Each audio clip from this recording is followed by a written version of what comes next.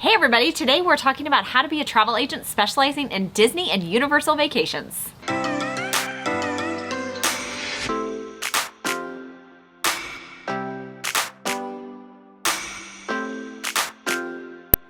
Hey everyone, Dan and Leslie here, back again. We are deviating from our normal moving to Orlando slash Disney vlogs, and we're going to answer a question that many of you have asked over the last several months. So we are going to answer the question of how to be a travel agent specializing in Disney, and it's a great question. It is a question that we have answered a couple of times on our podcast. If you're not familiar with that, we do a bi-weekly podcast. It's called Addicted to the Mouse, Sunday nights and Wednesday nights. Check that out. We just had our 300th episode, so we've been around for over 4 years. But yeah, check that out.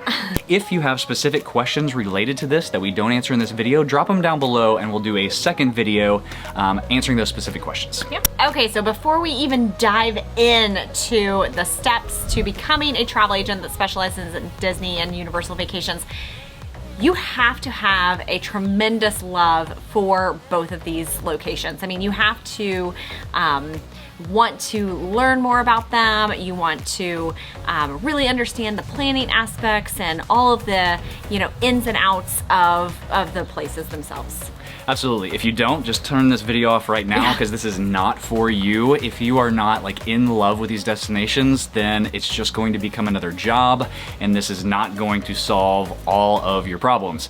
That being said, it is a wonderful job. You can do it from anywhere in the world, but the second piece of things that you must know before we even dive into this is that you will work all hours of the day. Not to say that you will work all day long, but you have to be okay with, being on the phone with Disney for hours on end.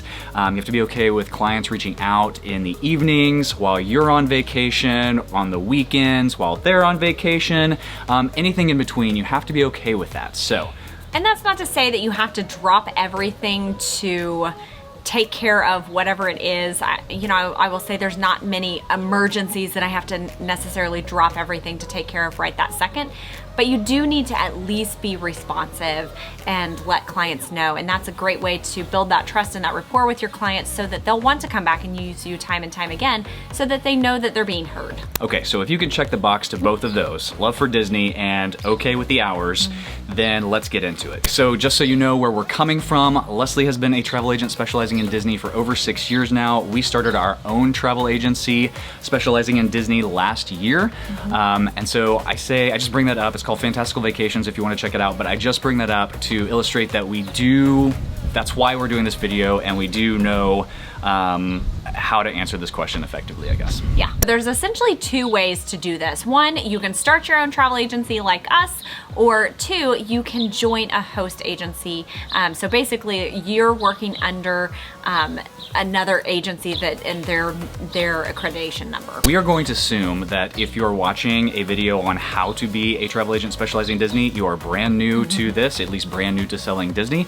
So we're going to assume it would take a really long video to explain both paths. We're going to assume that you are going to work for or with a host agency because it doesn't make financial sense to start from scratch.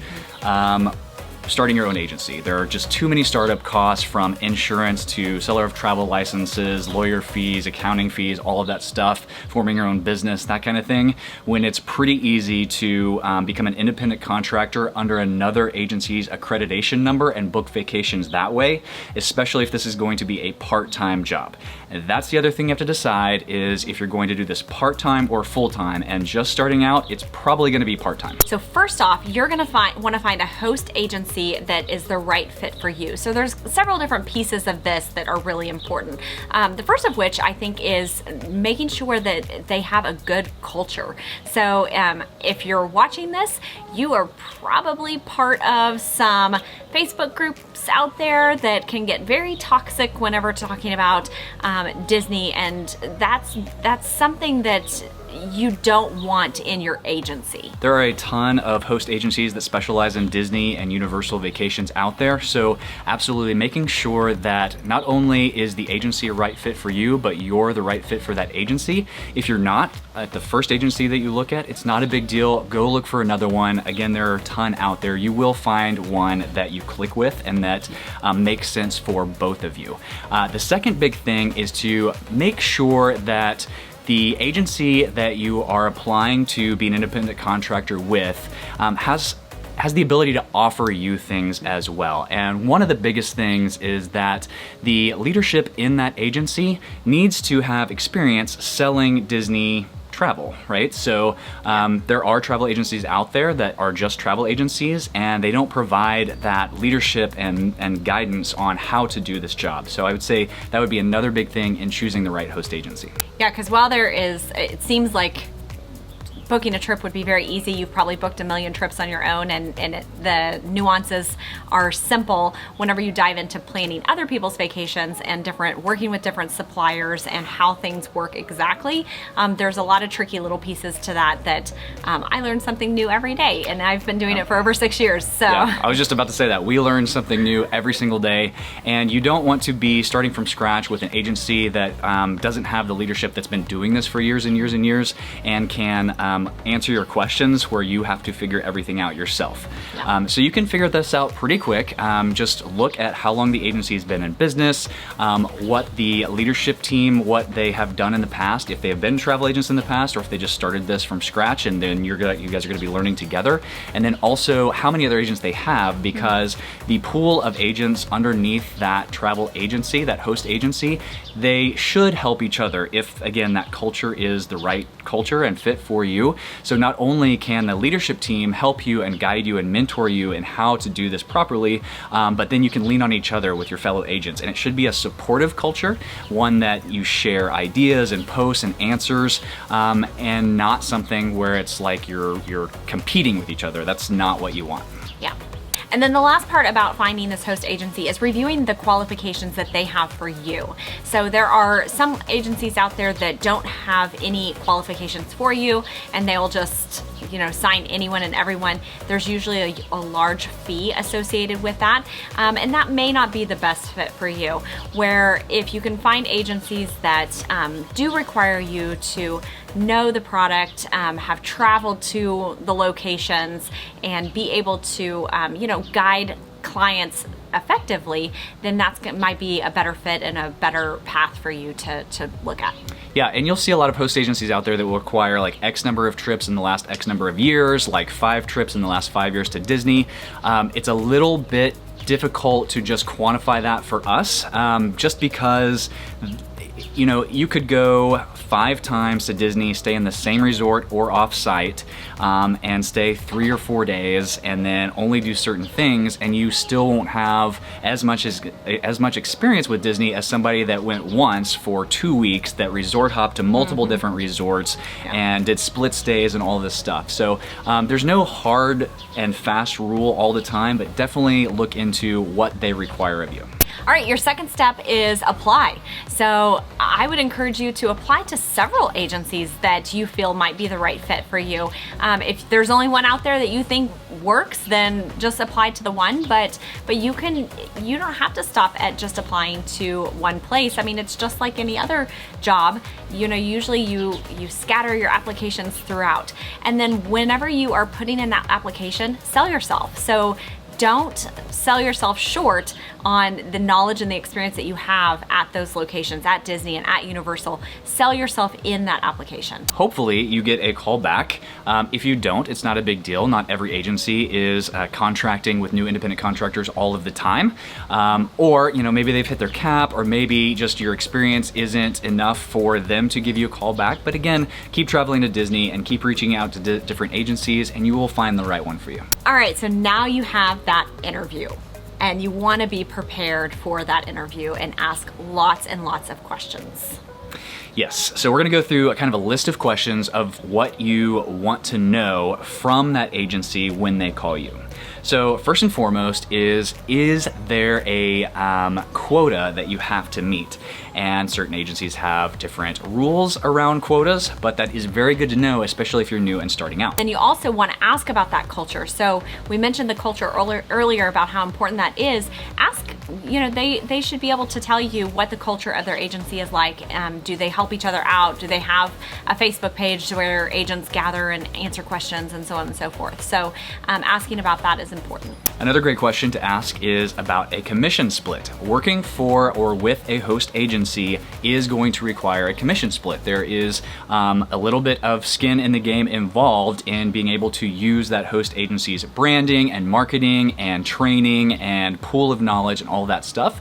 But you want to know how much of the total commission is going to you and how much of that total commission is going to the host agency. And then, to make it even more complicated, is there like a graduation? So if you sell X number of dollars in a year and next year you double that or triple that, can your commission rates rise? And I think the answer that you want to hear is yes. Like as you sell more, you're going to make more of the commission split. Next up would be fees. What kind of fees are associated with signing on with that agency, and kind of get a clear picture of how much is this going to cost you on an annual basis. Absolutely. As an independent contractor, it's very important that you are staying in the definition of being an independent contractor with the IRS. And so as such, you are going to be paying for everything that you do. And so there could be fees, there usually is, from the host agency that goes to pay for the stuff that you use. For example, like the customer relationship management program. So the program where like you enter in all of the data for your clients and the commission rates and their dates and leads and all of that stuff. Anything and everything that you can think of, but you want to know those fees. If you start getting into like crazy number of fees and you don't get a good feeling for it, that's kind of a red flag right there. Yeah. Another thing to ask about is there a contract? And there should be a contract, right? If you are an independent contractor, you should have a contract for and between the host agency and the contractor. And so if there's a contract, and at what point you get to review that. Next up will be, what kind of training do they provide? So definitely if you're brand new, a travel agent, you've never done this before, you don't really want to just get thrown to the wolves and figure it out on your own. So is there some type of training process? How are you going to learn the systems and being able to book clients? Another thing to ask is what is expected of you. So different host agencies will have expectations from, again, branding and marketing to training. Do you have to complete certain things in order to be able to book? Do you have to reach certain levels in order to be able to get paid or qualify to get all of your commissions on personal travel, that kind of thing? So definitely something to ask right there. The next big step in how to be a travel agent specializing in Disney is to complete the required training. So your host agency will sign you up under their accreditation number to be registered with the suppliers, and each supplier is different, but specifically we're going to talk about Disney and Universal. Each one has required training that you have to complete on an annual basis. Disney has the College of Disney Knowledge, and it is a fascinating program actually. I loved doing it. I love taking the tests every year. It's really, really fun to go through and see all of their offerings, and I guarantee you will learn something. And then Universal has the Universal and You training program. Same type of thing. You get to see all of their different offerings. It'll be the most fun work training you've ever done in your life. Another thing, a piece of that is if your agency does have like a private Facebook group for the agents, reading all of the posts, kind of dig in, dive in, look at everything, because even if it's not a question that you have right then, you probably will at some point, and so just trying to learn and absorb as much as you possibly can. And then dig into the systems that you will need. So you're going to want to complete training, however that's offered depending on what type of booking systems, but there are separate systems. Disney has its own system for booking clients.